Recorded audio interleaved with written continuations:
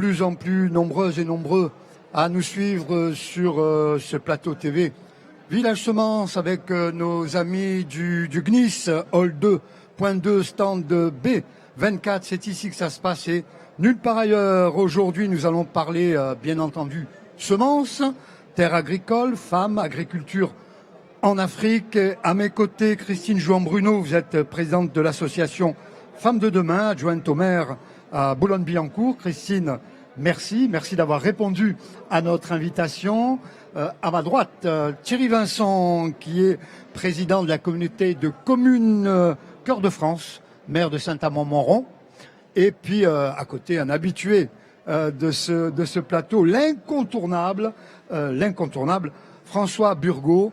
Je ne vous présente plus, vous êtes directeur des relations extérieures du GNIS, c'est ça François? Oui, bonjour. L'interprofession des semences. L'interprofession des semences. Voilà. On va en parler. On y reviendra. On y reviendra car l'agriculture est plus que jamais au cœur de nos territoires et puis l'agriculture est au cœur de nos vies. La semence, la graine, c'est la vie. Tout ce que nous mangeons en grande majorité et même ce que nous buvons en majorité vient d'une graine. Absolument. Hein? Christine, honneur aux dames, messieurs, hein, vous m'en voudrez pas. Honneur aux dames, Christine, vous voyagez beaucoup, vous connaissez bien le monde agricole, notamment en Afrique, mais ma première question est celle-ci. Quel regard portez-vous sur la femme dans le monde agricole actuellement et sur l'agricultrice ? Alors, c'est un vaste chantier quand on évoque cette idée des femmes agricultrices. Dans beaucoup de pays du monde, elles sont au plus près des terres et de la gestion agricole et de tout ce qui est culture vivrière. C'est elles vraiment qui apportent tout ce qui est l'alimentation de base aux familles. En France, évidemment, nous sommes dans une situation différente. Beaucoup de femmes ont été très longtemps des collaboratrices d'agriculteurs, ont enfin et heureusement obtenu un statut spécifique juridique qui reconnaît leurs compétences et valorise aussi leur mode de vie. Nous avons en France de plus en plus des jeunes femmes présentes dans le monde agricole. Dans les écoles d'agronomie, on est à près de 60% de femmes présentes, ça dépasse la participation des hommes. Et dans le monde salarié agricole français, qui touche près d'1 million de personnes, 40% sont des femmes. Les chefs d'exploitation aujourd'hui en France, qui sont quand même assez nombreux, avoisinent 500 000 personnes, sont représentés pour un tiers par des femmes. Donc on voit bien qu'il y a une évolution terrible de la présence féminine dans le monde agricole. C'est valable ici comme dans le monde. Et pourquoi ?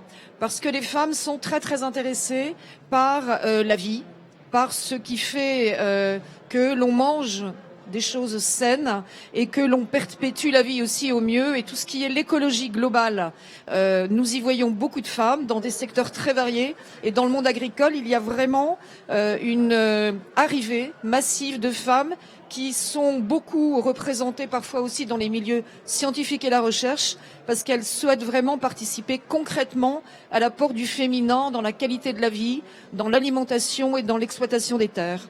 Alors, femmes dans le monde agricole, je le disais, vous êtes présidente de Femmes de Demain. Alors, pourriez nous toucher quelques mots? Le lien est très facile à faire entre la femme dans le monde agricole et la femme de demain. Eh oui, nous préparons le futur et l'agriculture, c'est un des éléments clés du futur. C'est une évidence. Moi, je suis très impressionnée. Dans l'association, nous avons certaines réflexions sur différents domaines du développement durable. L'agriculture en fait partie, particulièrement en Afrique. Nous accompagnons des réseaux très importants de coopératives de femmes et nous voyons à quel point, ce qui est le cas pour le monde entier aujourd'hui, la recherche de l'autosuffisance alimentaire est devenue, y compris pour la France, qui importe quand même près de 20% de son alimentation, c'est devenu vraiment un sujet incontournable. Et nous savons que l'autosuffisance alimentaire, qui est la seule manière de sauver devant l'évolution démographique extraordinaire de l'Afrique, le futur africain, parce qu'aujourd'hui il y a quand même plus de 250 millions de personnes qui meurent de faim en Afrique. La tranche démographique et son évolution prévoient un saut démographique absolument exceptionnel pour 2050. Et si on ne prépare pas l'exploitation des terres de manière intéressante pour demain, il y aura des problèmes énormes qui sont déjà existants par rapport à la santé des personnes, un développement énorme de l'obésité à cause d'une mauvaise alimentation, un développement très important d'enfants de moins de 5 ans en malnutrition grave, et nous savons qu'il faut absolument agir. Donc les femmes ont un rôle pilote à jouer, nous les accompagnons, nous sommes très engagés dans l'éducation des femmes à la gestion des terres, à la meilleure gestion des terres, puisqu'aujourd'hui 80% de la masse salariale agricole en Afrique est entre 60 ou 80% féminine. Nous savons que c'est avec les femmes que nous pouvons agir, faire que les terres soient mieux cultivées et des productions intéressantes, grâce aussi à l'agro-digitalisation qui est un support absolument extraordinaire. Mais nous savons, comme toutes les grandes agences, que aujourd'hui 60% des terres en Afrique sont arables, ne sont pas utilisées, et donc on dit que l'Afrique est le grenier du monde. Les femmes y ont eu un rôle majeur à jouer et nous sommes ravis de les accompagner pour que l'Afrique évolue vers sa sécurité alimentaire. Ceci étant, nous voyons et nous observons des réflexes de différents pays aujourd'hui. Par exemple, la Côte d'Ivoire, il y a très peu de jours, vient de décider que toute sa production sucrière allait désormais être transformée sur place, qu'il n'y allait plus avoir d'importation de sucre. C'est juste incroyable. Je pense que sur différents pans de l'économie agricole, on va voir des réflexes de différents pays qui vont décider tout d'un coup que la transformation doit se faire sur place avec un dégagement d'emplois important pour cette industrie de transformation qui est très importante. Voilà, donc les femmes sont directement concernées et les cibles aujourd'hui des politiques agricoles d'Afrique. Alors, messieurs, si vous voulez réagir, n'hésitez surtout pas. Thierry Vincent, vous êtes président, je le disais, de la communauté de communes Cœur de France, une terre agricole qui est hyper agricole, qui s'est profondément transformée ces dernières années. Les femmes, vous qui êtes très très attachés à la terre, vous êtes un homme de la terre, les femmes ont aussi pris le bon train ces dernières années sur votre territoire. Oui, on retrouve aussi cette dimension féminine puisque les femmes, comme vous l'avez cité à l'instant, dirigent des entreprises agricoles. Même aussi dans notre conseil communautaire sur les 19 maires, donc il y a 5 femmes qui sont présentes. Vous voyez, donc l'évolution est importante.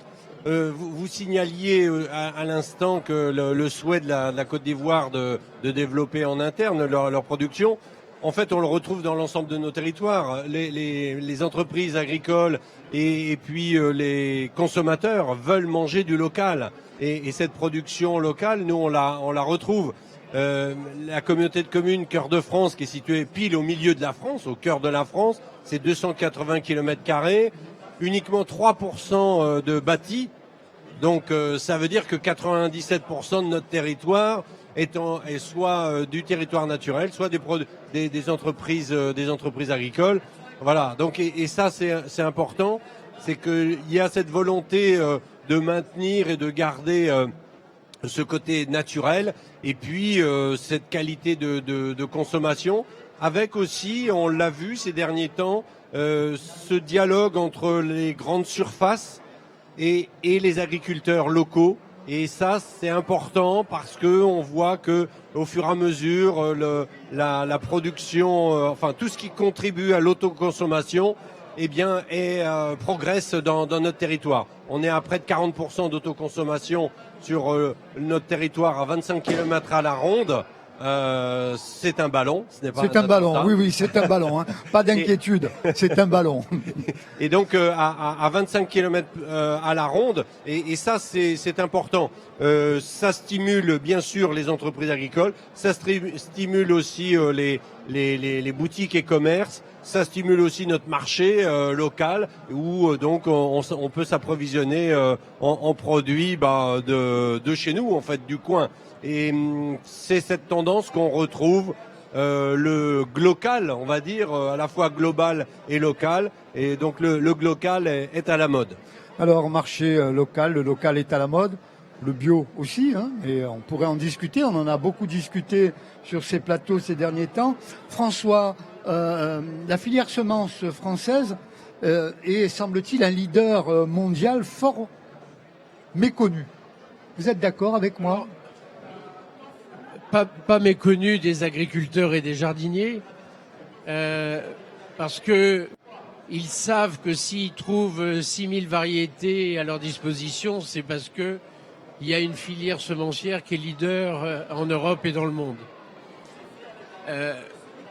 La caractéristique de notre filière, c'est que elle a eu le temps de se construire sur 200 ans, qu'elle a encore des sélectionneurs qui sont parfois des TPE, des PME, des ETI et qui ont un intérêt pour des espèces particulières. Vous avez en France quasiment le seul, il y a 2 sélectionneurs de chicorée dans le monde, dont le premier en France. Vous avez des sélectionneurs d'asperges, de fraises, mais vous avez aussi des leaders dans toutes les céréales comme le blé ou l'orge, qui ont des variétés infiniment supérieures à ce qu'on peut trouver dans le reste du monde.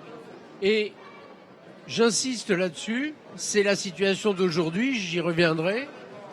Aujourd'hui, un pays comme la France est bien sûr en situation, j'aime pas le terme autosuffisance, mais de sécurité alimentaire, parce que ces filières ont existé, qu'il a eu une agriculture performante en dehors des qualités intrinsèques, je dirais, du territoire et de la paysannerie française.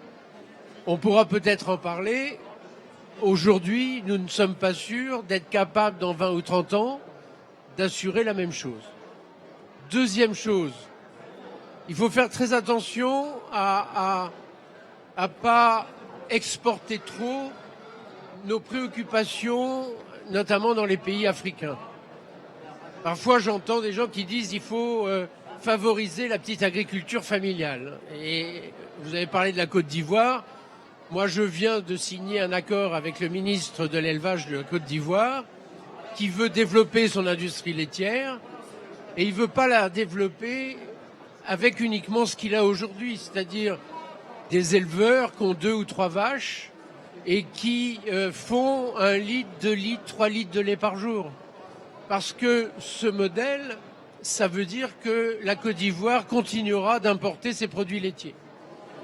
Et il est vrai qu'il y a dans l'ensemble aujourd'hui des pays africains cette volonté de dire arrêtons d'exporter des matières premières et d'importer des produits agroalimentaires, mais ça demande un niveau de productivité et de compétitivité infiniment supérieur à ce qu'ils ont aujourd'hui.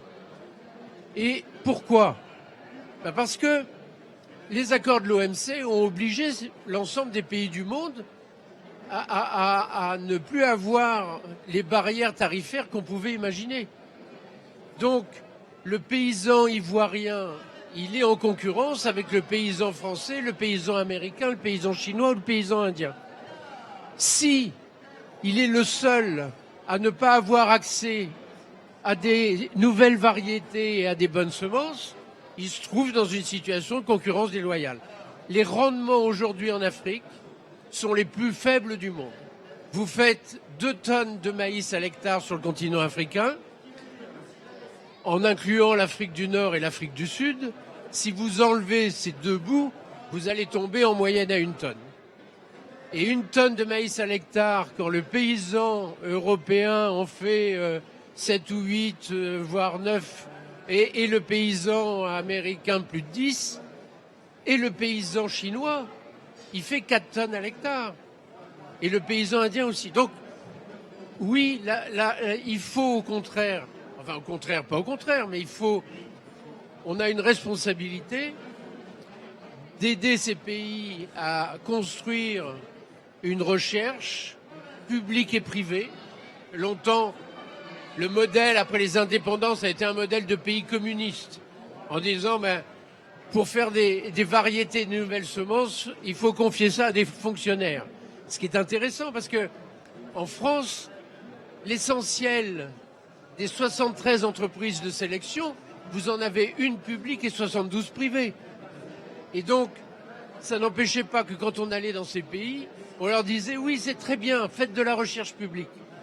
Nous, on essaye de dire non, la recherche, elle doit se faire avec tout le monde. Le premier privé, c'est le paysan ou la paysanne. Et donc, le mot privé ne veut pas dire immédiatement horrible multinationale américaine.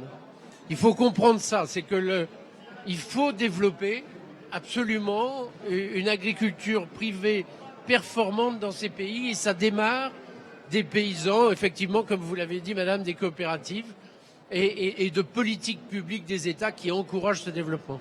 On va revenir sur l'Afrique, notamment sur le numérique aussi dans le monde agricole et sur le territoire national avec Thierry. On marque juste une légère pause minuscule et puis on vous retrouve tout de suite ici sur le plateau Village Semence. C'est parti.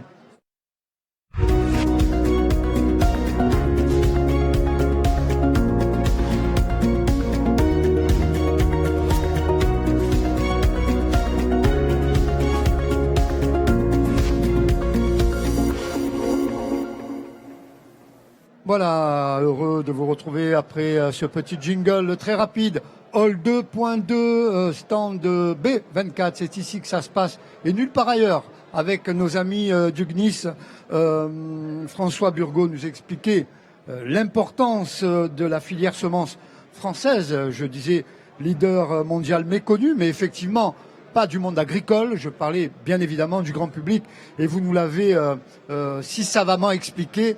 Merci François.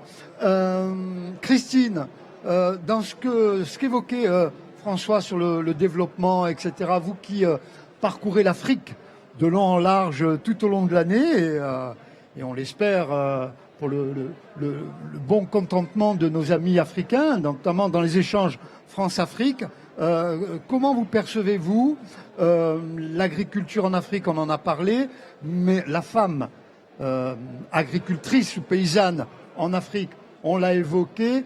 Comment vous pouvez rebondir dans ce qu'évoquait François? Et ensuite, quelle est la place des nouvelles technologies dans l'agriculture en Afrique? Alors que je dois dire que les deux interventions, moi, m'intéressent beaucoup parce qu'elles sont directement liées aussi à ce qui se fait en Afrique. Et vous avez parlé de circuits courts. En France, on parle beaucoup de la fourche à la fourchette, en illustrant cette idée qu'il faut, au plus près des populations, gérer la récolte alimentaire. En Afrique, et je suis entièrement d'accord, il faut des petites unités de production, mais il faut une industrialisation massive dans certains secteurs, en étant très vigilant sur qui fait quoi. Et je crois que dans la vie, tout est question d'équilibre entre les petites unités et les très grandes. Ce qui est certain, c'est que laisser tout aux très grandes industries de production est juste impensable. C'est vérifié partout sur le territoire africain, parce que pour que les populations qui sont extrêmement pauvres réussissent à s'alimenter, il faut qu'elles soient capables elles-mêmes de produire et de récolter, parfois sur des petits schémas qui concerne exclusivement l'alimentation familiale.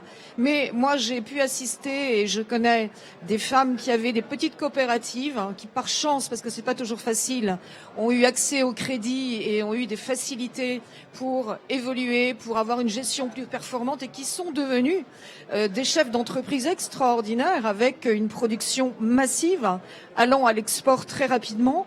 Donc la clé du système, et je crois qu'on est d'accord sur le sujet, c'est qu'il faut absolument apporter une éducation en tenant bien en compte les modèles et les modes de vie africains pour former à une gestion plus performante et à une productivité meilleure des terres. Je sais que la production est très faible, il y a en plus tellement de terres arables, je le disais tout à l'heure. Ceci étant, puisque vous êtes dans le monde de la semence, il y a une grande interrogation aujourd'hui sur les semences. Il faut, et ça c'est impératif, y compris pour des raisons de santé, aller vers la diversification alimentaire, donc vers la diversification de tout ce qui peut exister. Semences dit aussi quel traitement d'engrais, plus ou moins biochimiques, plus ou moins naturels. Ce qui, en tous les cas, certains, ça vaut autant pour la France que pour l'Afrique, c'est qu'il y a une recherche très forte et une volonté d'être de plus en plus dans l'agroécologie, d'avoir le moins possible de produits chimiques agressifs.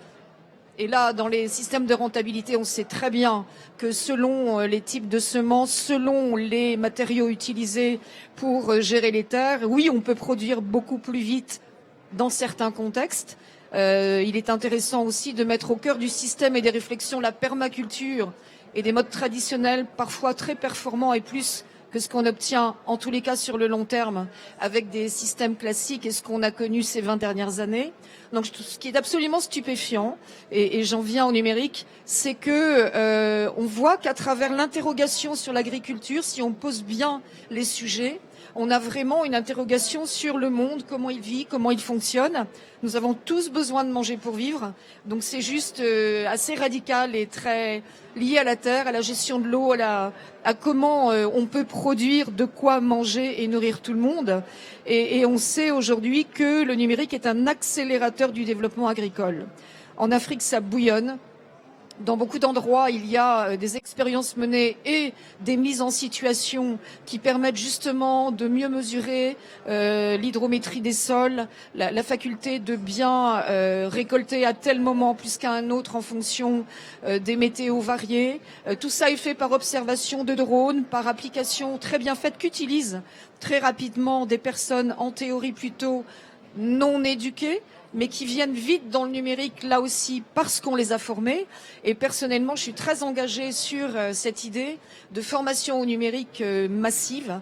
Certains pays sont engagés sur le sujet, c'est important. Avec Femmes de demain, nous avons conçu un lab incubateur dédié vraiment à la formation et à l'éducation des populations, particulièrement des jeunes et des femmes, en partenariat officiel avec l'UNESCO.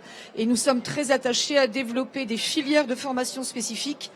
Je parlerai juste aujourd'hui du monde agricole parce que c'est fondamental, mais la robotique aujourd'hui amenée dans la gestion des terres est un sujet passionnant puisque l'homme est limité dans ses dimensions, certaines machines aussi, et donc tout l'univers de la robotique, des drones et du numérique appliqué à la gestion des terres est fondamental.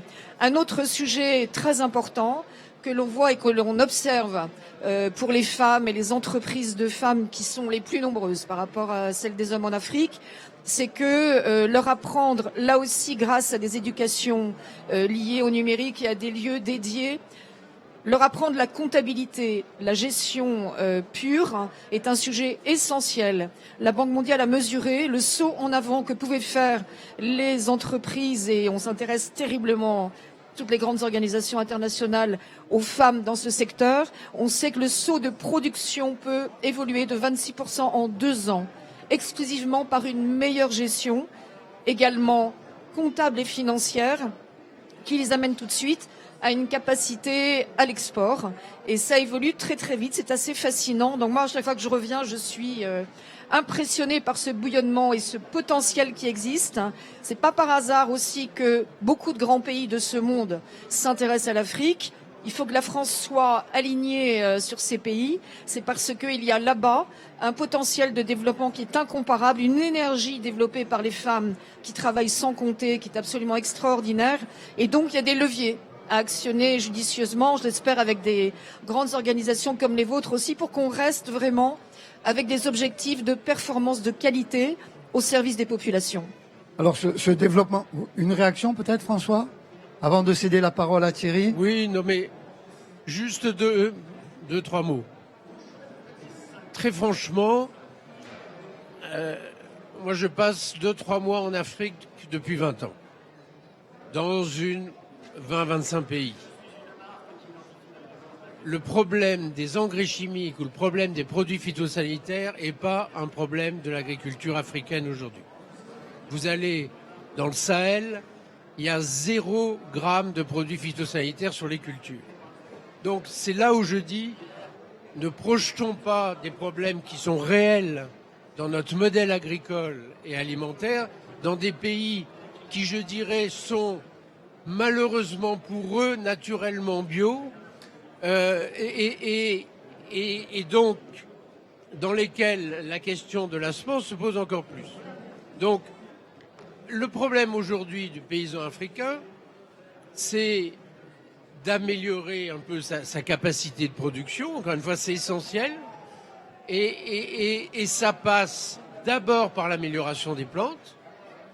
Et là-dessus, si vous voulez, pour revenir au secteur français, les sélectionneurs français, les 6000 variétés d'aujourd'hui qui sont cultivées sur le territoire français, elles sont pas plus gourmandes en intrants chimiques que les 2000 variétés d'il y a 50 ans. Bien sûr. Tous les essais qui ont été faits par l'INRA ou le même institut en Grande-Bretagne, INRIA. oui, mais à l'époque l'INRA, ont montré clairement que même une variété de blé des années 20 était inférieure avec une variété de blé créée l'année dernière sans produits phytosanitaires et sans engrais chimiques. C'est-à-dire que les résultats de ce qu'on a obtenu en termes de rendement, c'est des résistances à des maladies, c'est des résistances à des parasites.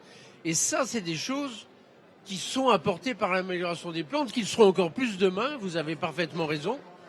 Et le drame, je vais vous prendre un exemple tout bête. En France, vous avez 1500 variétés de maïs pour 2 millions d'hectares cultivés. Au Sénégal, pour 1 million d'hectares cultivés d'arachides, vous avez 7 variétés d'arachides, alors qu'il devrait en avoir 750. Et donc, c'est là qu'est le cœur du problème, parce qu'il a des répercussions, je terminerai là-dessus. Moi, je connais une entreprise ivoirienne qui s'appelle PKL, qui faisait du grits de maïs pour la bière du groupe Castel. Elle a fait du grits de maïs, et puis un jour, le groupe Castel lui a dit « Je peux plus t'acheter ton grits de maïs ». Elle a dit « Mais je comprends pas, il n'est pas moins bon qu'avant ». Mais le groupe Castel a dit « Non, il n'est pas moins bon, il est aussi mauvais qu'avant ». Le problème, c'est qu'avant, j'avais un monopole. J'étais le seul à faire de la bière. Aujourd'hui, j'ai des concurrents en Côte d'Ivoire qui font de la bière avec du grits importé sur du marché mondial qui leur coûte moins cher que le tien et qui est à une qualité constante. Donc on doit aider, je dirais, ces producteurs à résoudre ce type de problème. François, merci. C'est un passionné, hein, vous l'avez compris, c'est un passionné. François, c'est toujours un immense plaisir de vous écouter. Thierry, peut-être une réaction. On parlait du modèle agricole. François parlait du modèle agricole français. Il y a, en préparant cette émission, vous me disiez qu'il y a actuellement de vrais débats dans les agglos, les communautés de communes à propos des terres agricoles. Oui, alors c'est vrai que le monde agricole est en régénération aujourd'hui. En fait, il faut le voir. Il y a une transformation. Nous on est au centre de la France, à l'intermédiaire entre la grande Champagne berrichonne et puis les débuts des contreforts de l'Auvergne. Et en fait, on s'aperçoit que l'élevage tend à diminuer, même si la qualité des bêtes qui ont été primées ces derniers jours au salon de l'agriculture montre que les espèces s'améliorent, mais en même temps il y a une augmentation des surfaces agricoles très importante et puis un gain très important du monde de la céréale. Donc en fait, on est face à une transformation des entreprises agricoles, on est face à une transformation de la consommation de nos concitoyens qui recherchent du bio, du plus naturel, etc., etc. Et puis aussi cette évolution vers le maraîchage et l'autoconsommation. Donc et ça c'est très important. Et donc nous dans notre communauté de communes, et je le disais, 97% non construite, donc 97% naturelle, eh bien il y a ce débat des plans locaux d'urbanisme intercommunaux. Et là, on s'aperçoit que on sent que l'État veut pousser les petites communes à encore moins construire ou alors à pousser à faire comme on dit, boucher les dents creuses, enfin, c'est-à-dire à reconstruire à l'intérieur de nos villes. Alors que la reconstruction, la restauration de bâtiments ou de maisons coûte nettement plus cher. Donc on est face à un problème de tension et une tension qui n'est... on a l'impression qu'on voudrait qu'il y ait une tension entre le monde urbain et le monde rural et le monde agricole, alors qu'en réalité, nous, on est l'intersection des deux. Et ça, ce débat qui n'apparaît pas trop aujourd'hui dans la campagne électorale des municipales, est quand même à la base et la clé de tout le développement futur de nos territoires. Et je le redis encore une fois de plus, ce sont les maires qui sont les développeurs et les aménageurs de territoire, et ce ne sont pas uniquement que les grandes métropoles, les 15 métropoles, parce qu'il y a quand même 90% de la population qui est répartie tout autour de ces métropoles et au-delà, donc dans l'ensemble de nos territoires. Et je ne souhaiterais pas que nos territoires ne soient limités qu'à une situation périphérique, puisque la France, ce n'est pas une France périphérique, c'est une France de l'ensemble de ces territoires. L'agriculture des champs, l'agriculture des villes, maintenant, avec une défense commune, l'environnement.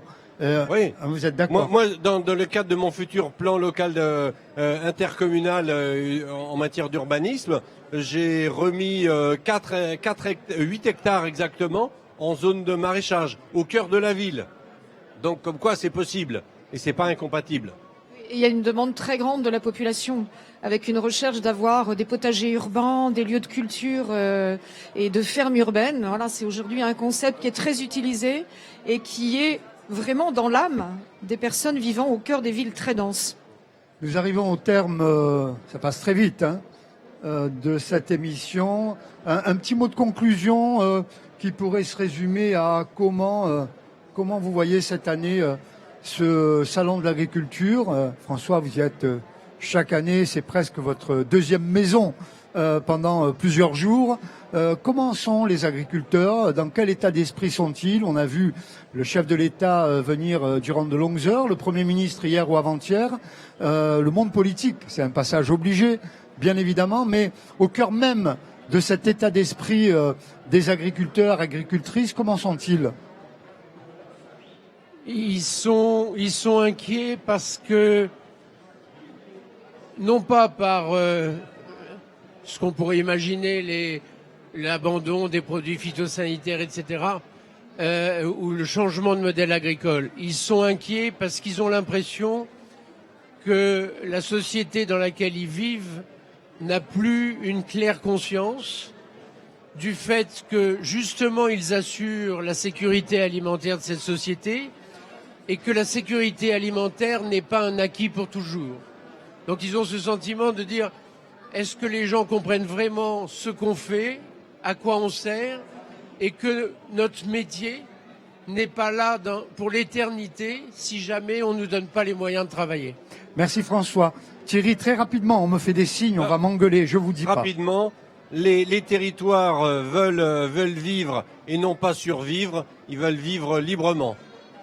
Et je dirais que si on est sur le plan international, en intégrant l'Afrique, ce qui est assez énorme aujourd'hui, c'est de voir ce qui se passe par exemple avec le coronavirus. Oui, les paquebots qui normalement transportent du porc breton en Chine sont bloqués. C'est 7% de la production porcine Bretagne qui tout d'un coup, en raison d'un événement géopolitique mondial, subit les conséquences. Donc tous les agriculteurs, hélas, sont à la merci aujourd'hui de grandes situations internationales.